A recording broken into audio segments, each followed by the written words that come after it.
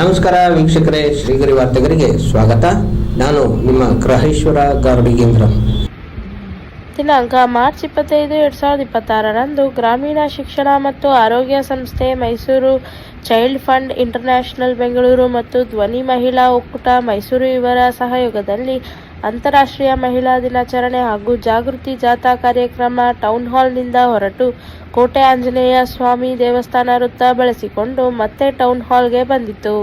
ಉದ್ಘಾಟನೆಯನ್ನು ಶ್ರೀಮತಿ ಪುಷ್ಪವಲ್ಲಿ ಗ್ಯಾರಂಟಿ ಯೋಜನೆ ನಗರಾಧ್ಯಕ್ಷರು ಹಾಗೂ ಮಾಜಿ ಮಹಾಪೌರರು, ಮಹಾನಗರ ಪಾಲಿಕೆ ಮೈಸೂರು ಅಧ್ಯಕ್ಷತೆ ಶ್ರೀಮತಿ ಶೋಭಾ, ಗೌರವಾಧ್ಯಕ್ಷರು ಧ್ವನಿ ಮಹಿಳಾ ಒಕ್ಕೂಟ ಮೈಸೂರು. ವಿಚಾರ ಮಂಡನೆ ಮಹಿಳಾ ಸಶಕ್ತತೆ ಕುರಿತು ಡಾಕ್ಟರ್ ದು ಸರಸ್ವತಿ, ಲೇಖಕಿ, ರಂಗಕರ್ಮಿ ಮತ್ತು ಸಾಮಾಜಿಕ ಹೋರಾಟಗಾರ್ತಿ ಬೆಂಗಳೂರು ಶ್ರೀಮತಿ ಬಿಎಸ್ ಮೀನಾಕ್ಷಿ, ಶ್ರೀ ಯೋಗೇಶ್ವರ್, ಶ್ರೀಮತಿ ವಸಂತ ಹಾಗೂ ನೂರಾರು ಮಹಿಳೆಯರು ಭಾಗವಹಿಸಿದ್ದರು.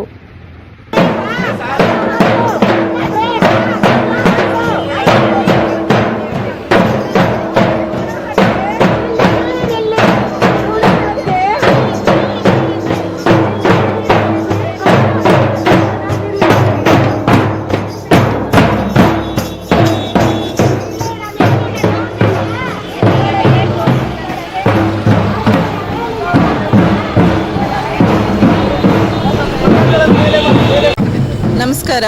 ಇವತ್ತು ಗ್ರಾಮೀಣ ಶಿಕ್ಷಣ ಮತ್ತು ಆರೋಗ್ಯ ಸಂಸ್ಥೆ, ಚೈಲ್ಡ್ ಫಂಡ್ ಇಂಟರ್ನ್ಯಾಷನಲ್, ಧ್ವನಿ ಮಹಿಳಾ ಒಕ್ಕೂಟ ಇವರ ಸಂಯುಕ್ತಾಶ್ರಯದಲ್ಲಿ ಅಂತಾರಾಷ್ಟ್ರೀಯ ಮಹಿಳಾ ದಿನಾಚರಣೆ ಕಾರ್ಯಕ್ರಮವನ್ನು ಹಮ್ಮಿಕೊಳ್ಳಲಾಗಿದೆ. ಈ ಒಂದು ಕಾರ್ಯಕ್ರಮದಲ್ಲಿ ಮುಖ್ಯವಾಗಿ ಮಹಿಳಾ ದೌರ್ಜನ್ಯದ ವಿರುದ್ಧ ಒಂದು ಜಾಗೃತಿ ಜಾಥಾವನ್ನು ಮಾಡಲಾಯಿತು. ಬಹುಮುಖ್ಯವಾಗಿ ನಮ್ಮ ಸಂಸ್ಥೆ ಕೊಳಚೆ ಪ್ರದೇಶಗಳಲ್ಲಿ ಮತ್ತು ಹಿಂದುಳಿದ ನಗರಗಳಲ್ಲಿ ಕಾರ್ಯನಿರ್ವಹಿಸುತ್ತಿದ್ದು, ಮಹಿಳೆಯರಲ್ಲಿ ಈಗಲೂ 2ನೇ ಸ್ಥಾನಮಾನವನ್ನ ನೋಡ್ತಾ ಇರುವಂತಹ ದೃಷ್ಟಿಕೋನದಲ್ಲಿ ಮಹಿಳೆಯರ ದೌರ್ಜನ್ಯಗಳು ವಿವಿಧ ರೀತಿಯಲ್ಲಿ, ವಿವಿಧ ಸ್ವರೂಪಗಳಲ್ಲಿ ಇತ್ತೀಚೆಗೆ ನಡೀತಾ ಇದೆ. ಅದರಲ್ಲೂ ಬಹುಮುಖ್ಯವಾಗಿ ಅಪ್ರಾಪ್ತ ಬಾಲಕಿಯರ ಮೇಲಾಗ್ತಾ ಇರುವಂತಹ ದೌರ್ಜನ್ಯಗಳು, ಅದು ಮಾತ್ರ ಅಲ್ಲದೆ ಬೇರೆ ಸ್ವರೂಪದಲ್ಲಂದಾಗ ಆನ್ಲೈನ್ ಸೇಫ್ಟಿ ಬಗ್ಗೆ ಆನ್ಲೈನ್ ಅಬ್ಯೂಸ್ ಆಗ್ತಾ ಇದೆ. ಅದೇ ರೀತಿಯಲ್ಲಿ ಸಾಮೂಹಿಕ ಅತ್ಯಾಚಾರಗಳು ಮಹಿಳೆಯರ ಮೇಲೆ ಆಗ್ತಾ ಇದೆ.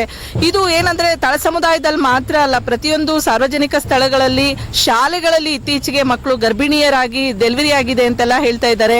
80,000ಕ್ಕಿಂತ ಹೆಚ್ಚು ಬಾಲಗರ್ಭಿಣಿಯರಿದ್ದಾರೆ. ಬಾಲ್ಯ ವಿವಾಹಗಳು ನಡೀತಾ ಇದೆ. ಈಗಲೂ ಮಹಿಳೆಯರ ಮೇಲೆ ಹಿಂಸಾಚಾರ ಒಂದಲ್ಲ ಒಂದು ರೀತಿಯಲ್ಲಿ ವಿವಿಧ ಸ್ವರೂಪಗಳಲ್ಲಿ ನಡೀತಾ ಇದೆ. ಈ ನಿಟ್ಟಿನಲ್ಲಿ ನಾವು ಸಾರ್ವಜನಿಕರಿಗೂ ಮತ್ತು ಪ್ರತಿಯೊಬ್ಬರಿಗೂ, ಸರ್ಕಾರಕ್ಕೂ, ಅದೇ ರೀತಿಯಲ್ಲಿ ಎಲ್ಲ ಒಂದು ಸಮಾಜಕ್ಕೆ ಈ ತರ ಮಹಿಳೆಯರ ಮೇಲೆ ನಿರಂತರವಾಗಿ ಆಗ್ತಾ ಇರೋ ಶೋಷಣೆಯನ್ನ ತಡೆಗಟ್ಟೋ ನಿಟ್ಟಿನಲ್ಲಿ ನಾವು ಈ ಒಂದು ಜಾಗೃತಿ ಜಾಥಾವನ್ನ ಮಾಡ್ತಾ ಇದ್ದೀವಿ. ಇದ್ರ ಮುಖಾಂತರ ಹೆಣ್ಣು ಮಕ್ಕಳಿಗೆ ಹೆಚ್ಚಿನ ಆದ್ಯತೆಯನ್ನು ಕೊಡಬೇಕು. ಮಹಿಳೆಯರಿಗೆ ಸಿಗಬೇಕಾದಂತಹ, ಅದು ರಾಜಕೀಯ ರಂಗದಲ್ಲಾಗಿರ್ಬೋದು, ವಿವಿಧ ಕ್ಷೇತ್ರದಲ್ಲಿ ಸಿಗಬೇಕಾದಂತಹ ಸ್ಥಾನಮಾನಗಳು ಸಿಗಬೇಕು. ಅದು ಮಾತ್ರ ಅಲ್ಲದೆ ಹೆಣ್ಮಕ್ಳಿಗೂ ಸಹ ಹಲವಾರು ರೀತಿಯ ಅವಕಾಶಗಳನ್ನು ನೀಡೋದ್ರ ಮುಖಾಂತರ ನಮ್ಮ ಸಮಾಜದಲ್ಲಿ ಏನು ಅನಗತ್ಯ ಸಂಪ್ರದಾಯಗಳು, ಮೌಢ್ಯಗಳಿಂದ ಮಹಿಳೆಯರ ಮೇಲೆ ಆಗ್ತಾ ಇರುವಂತಹ ದೌರ್ಜನ್ಯಗಳು ನಿಲ್ಲಬೇಕು. ಈ ನಿಟ್ಟಿನಲ್ಲಿ ಒಂದು ಕಾರ್ಯಕ್ರಮವನ್ನ ಮಾಡೋದ್ರ ಮುಖಾಂತರ ಮಹಿಳೆಯರು ಆರ್ಥಿಕ, ಸಾಮಾಜಿಕ, ಶೈಕ್ಷಣಿಕವಾಗಿ, ರಾಜಕೀಯವಾಗಿ ಸಬಲರಾಗಬೇಕು ಅನ್ನೋ ನಿಟ್ಟಿನಲ್ಲಿ ಒಂದು ಕಾರ್ಯಕ್ರಮವನ್ನ ಇವತ್ತು ಟೌನ್ ಹಾಲ್ ನಲ್ಲಿ ಇಟ್ಕೊಂಡಿದ್ದೀವಿ. ಈ ಕಾರ್ಯಕ್ರಮದಲ್ಲಿ ಹಲವಾರು ಅತಿಥಿಗಳು ಆಗಮಿಸಿದ್ದಾರೆ. ಸೊ ಮುಖ್ಯವಾಗಿ ದು ಸರಸ್ವತಿಯವರು ಇವತ್ತು ಮಹಿಳಾ ದೌರ್ಜನ್ಯ ಮತ್ತು ಆಗ್ತಾ ಇರುವಂತಹ ದುಷ್ಪರಿಣಾಮಗಳು ನಮ್ಮ ಸಮಾಜದಲ್ಲಿ, ಅದೇ ರೀತಿಯಲ್ಲಿ ಮಹಿಳೆಯರ ಸಮಾನತೆಗಾಗಿ ಬಾಬಾ ಸಾಹೇಬ್ ಅಂಬೇಡ್ಕರ್ ಅವರು ಏನು ನಮಗೆ ಸಂವಿಧಾನವನ್ನ, ಆಶಯವನ್ನ ಕೊಟ್ಟಿದ್ದಾರೆ, ಅದನ್ನ ನೆರವೇರಿಸೋ ನಿಟ್ಟಿನಲ್ಲಿ ನಾವೆಲ್ಲರೂ ಈ ಒಂದು ಜಾಗೃತಿ ಜಾಥಾ ಹಾಗೂ ಕಾರ್ಯಕ್ರಮವನ್ನ ಮಾಡ್ತಾ ಇದ್ದೀವಿ. ಧನ್ಯವಾದಗಳು. ಸರಸ್ವತಿ, RLHP ಸಂಸ್ಥೆ ನಿರ್ದೇಶಕರು. ಶಿಕ್ಷಣ ಮತ್ತು ಆರೋಗ್ಯ ಸಂಸ್ಥೆ, ಚೈಲ್ಡ್ ಫಂಡ್ ಇನ್ಸ್ಟಿಟ್ಯೂಷನ್ ಬ್ಯಾಂಗ್ಳೂರ್, ಧ್ವನಿ ಮಹಿಳಾ ಒಕ್ಕೂಟ ಮೈಸೂರು ಆಯೋಜಿಸಿರುವಂತಹ ಮಹಿಳಾ ದಿನಾಚರಣೆಗೆ ತಮ್ಮೆಲ್ಲರಿಗೂ ಶುಭಾಶಯನ ಕೋರ್ತಾ, ಮೇಡಮ್ ಸರಸ್ವತಿ ಮೇಡಮ್ ಅವರು ನಿನ್ನೆ ಸಹ ಒಂದು ಕಾರ್ಯಕ್ರಮ ಕರೆದಿದ್ರು. ನನಗೆ ಬೇರೆ ಒಂದು ಕಾರ್ಯಕ್ರಮ ಪ್ರೆಸ್ ಕ್ಲಬ್ಬಲ್ಲಿರೋದ್ರಿಂದ ನಾನು ಬರೋಕ್ಕಾಗಲಿಲ್ಲ. ಮೇಡಮ್ ಕ್ಷಮೆ ಕೇಳ್ತಾ, ಈ ಒಂದು ಕಾರ್ಯಕ್ರಮಕ್ಕೆ ಆಗಮಿಸಿರುವಂತಹ ನಮ್ಮ ಶೋಭಾ, ಮಹಿಳಾ ಒಕ್ಕೂಟದ ಅಧ್ಯಕ್ಷೆ, ನನ್ನ ಸಹಪಾಠಿ, ಮತ್ತು ಸರಸ್ವತಿ ಮೇಡಮ್ ಅವರು, ಚಂದ್ರಶೇಖರ್ ಮೇಡಮ್ ಅವರು, ಮೀನಾಕ್ಷಿ ಮೇಡಮ್ ಅವರು, ಮತ್ತೊಬ್ಬರು ಸರಸ್ವತಿ ಮೇಡಮ್ ಅವರು, ವಸಂತ ಅವರಿಗೆ ಎಲ್ರಿಗೂ ಸಹ ನಾನು ನಮಸ್ಕರಿಸುತ್ತಾ, ಈ ಒಂದು ಏನು ಮಹಿಳಾ ದಿನಾಚರಣೆ ಆಚರಣೆ ಮಾಡ್ತಿರೋ ಬಗ್ಗೆ ಸರಸ್ವತಿ ಮೇಡಮ್ ಸಾಕಷ್ಟು ನಿಮಗೆ ವಿಚಾರಗಳನ್ನ ತಿಳಿಸಿದ್ದಾರೆ. ಹೆಚ್ಚು ಅಂತಂದ್ರೆ ದೇವಸ್ಥಾನಗಳಿಗೆ ತಿರುಗಿರ್ಬೋದು ಹೊರತು ಲೋಲಾರ್ಥ ಮಾಡಕ್ಕೆ ಹೋಗಿದ್ದೀರಾ? ಇಲ್ಲ. ಆಮೇಲೆ ಅಕ್ಕಿ ಕೊಟ್ಟರೆ ಏನು ಮಾಡ್ತೀರಿ? 10 kg ಅಕ್ಕಿ ಕೊಟ್ಟರು ಅಂತಂದರೆ ಬರೀ ಅನ್ನ ಉಂಡ್ರೆ ಸಾಕಾಗಲ್ಲ, ಬೇಳೆ ಬೇಕು ಅಂತ ಅಂದ್ಬಿಟ್ಟು ಅದರಲ್ಲಿ ಒಂದು 5 kg ಮಾರಿ ಅದರಲ್ಲಿ ಬೇಳೆ ತಕೊಳ್ಳೋದು, ಇಲ್ಲ ಅಂತಂದ್ರೆ ಸಣ್ಣ ಮಕ್ಕಳಿದ್ರು ಅಂದ್ರೆ ತುಪ್ಪ ತಕೊಳ್ಳೋದನ್ನ ಮಾಡ್ತೀವಿ. ಹಾಗಂದ್ರೆ ಈ ದುಡ್ಡೆಲ್ಲ ನಾನು ಎಲ್ಲಿಗೋಯ್ತು? ಕುಟುಂಬಕ್ಕೆ ಹೋಯ್ತು. ಈ ಕುಟುಂಬಕ್ಕೆ ಬಂತು ಅಂತಂದ್ರೆ, ಈ ಕುಟುಂಬ ಉದ್ಧಾರ ಆಯ್ತು ಅಂತಂದ್ರೆ ಮಾನವ ಅಭಿವೃದ್ಧಿ ಸೂಚ್ಯಂಕ ಮೇಲಕ್ಕೆ ಹೋಗುತ್ತೆ ತಾನೆ.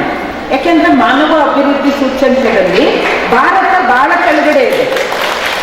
ಆಮೇಲೆ 2,000 ರೂಪಾಯಿ ಏನ್ ಮಾಡಿದ್ರಿ ಅಂತ ಕೇಳಿದ್ರಿ ನೀವು. ಅಕ್ಕ ಹಂಗೆ ಮಡ್ಕೊಂಡಿದ್ದೀನಿ ಅಕ್ಕ, ನಮ್ಮ ಮನೆಗೆ ಬರೋ ನೇತ್ರ ಅಂತಾಳೆ. ಈಗ 62,000 ರೂಪಾಯಿ ಆಗೋದಕ್ಕ ಮುಟ್ಟೇ ಇಲ್ಲ ಸಿದ್ದರಾಮಯ್ಯ ಅವ್ರ ದುಡ್ಡನ್ನ ಅಂತ ಹಂಗೆ ಜೋಪಾನ ಮಡ್ಕೊಂಡಿರು. ಎಲ್ಲಾದ್ರೂ ಹಂಗ ಎಲ್ಲ ಜಾಗ ಸಿಕ್ತು ಅಂತಂದ್ರೆ ಒಂದ್ ಮನೆ ಅಂತ ಆಯ್ತು ಅಂತಂದ್ರೆ ಬಾಡಿಗೆ ಕಟ್ಟೋದು ತಪ್ಪುತ್ತೆ ಅಂತ ಅಂದೆ. ಆಮೇಲೆ ನೀನ್ ಏನೇ ಕೊಡು ದುಡ್ಡನ್ನ ಅವ್ರ ಮಕ್ಕಳು ಮರಿ ಸಂಸಾರಕ್ಕೆನೇ ಖರ್ಚು ಮಾಡೋದು. ಯಾರು ನಮಗೆ ಬೀಡಿ ಸಿಗರೇಟು ಕಾಫಿ ಕುಡ್ಕೊಂಡು ಇರೋದನ್ನ ನಾನು ಇಲ್ಲಿವರೆಗೂ ನೋಡಿಲ್ಲ. ಮತ್ತೆ ಮುಂದಿನ ವಾರ್ತೆಗರಿಯಲ್ಲಿ ಭೇಟಿಯಾಗೋಣ. ಶ್ರೀಗರಿ, ನಿಮ್ಮ ಮನದಾಳದ ಗರಿ. ನಮಸ್ಕಾರ.